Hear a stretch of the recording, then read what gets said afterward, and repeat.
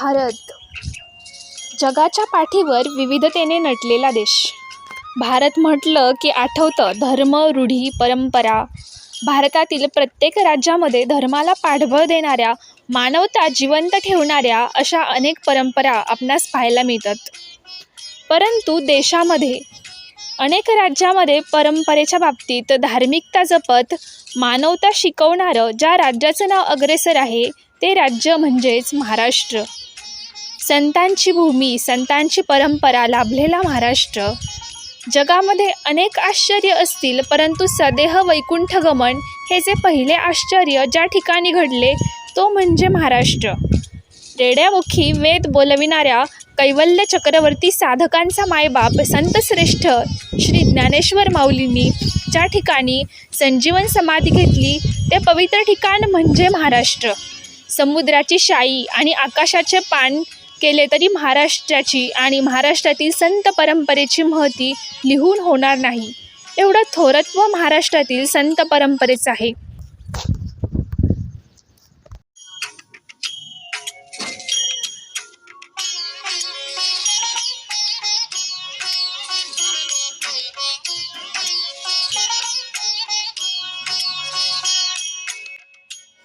आषाढाची पहिली सर आणि वेध लागले ते वारीचे.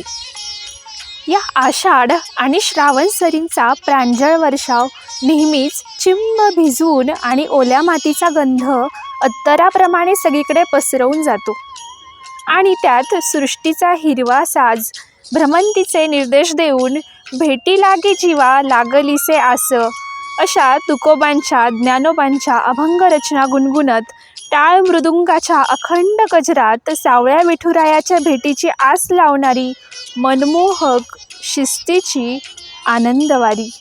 वारकरी संप्रदायाने अखंड मानवजातीला खूप काही भरभरून दिले आहे.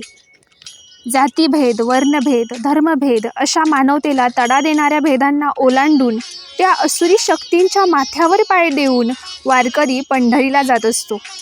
भक्तवत्सल असणारा तो विठ्ठल दयानिधान आहे. उंबरठ्यासी कैसे शिवू आम्ही जातीहीन, रूप तुझे कैसे पाहू त्यात आम्ही धीन. हा भक्ताच्या मनातील पतित भाव ओळखून जसे चोखोबा कान्होपात्रा यांना अगदी जवळ स्थान दिले तसे तो सर्वांना मायेने जवळ घेत असतो.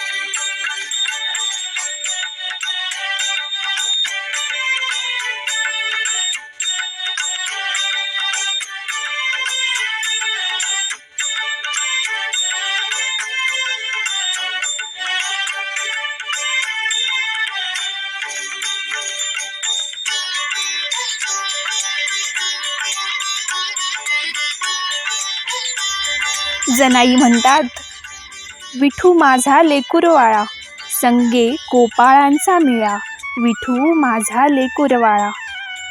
वारकरी ही एकमेव अशी जात आहे जी सर्व जाती, धर्म, वर्ण, पंथांच्या लोकांना भक्तीच्या धाग्यात समानतेने ओवून सर्वांना सामावून घेते. कलियुगातील या आधुनिक काळात प्रतिष्ठा, मान सन्मान, उच्चपद याला अनन्यसाधारण महत्त्व दिले जाते. परंतु पायीवारी हे असे एकमेव ठिकाण आहे जिथे पद, प्रतिष्ठा, मान सन्मान यापेक्षाही माऊली हे स्थान सर्वोपरी आहे. इथे स्त्री पुरुष असो, लहान मोठा असो, एकमेकांना माऊलीची उपाधी देऊन माऊलीपुढे नतमस्तक होत असतात. क्रोध अभिमान गेला पावटणी, एक एका लागतील पायी रे, वर्ण अभिमान विसरली याती, एक एका लोटांगणी जाती.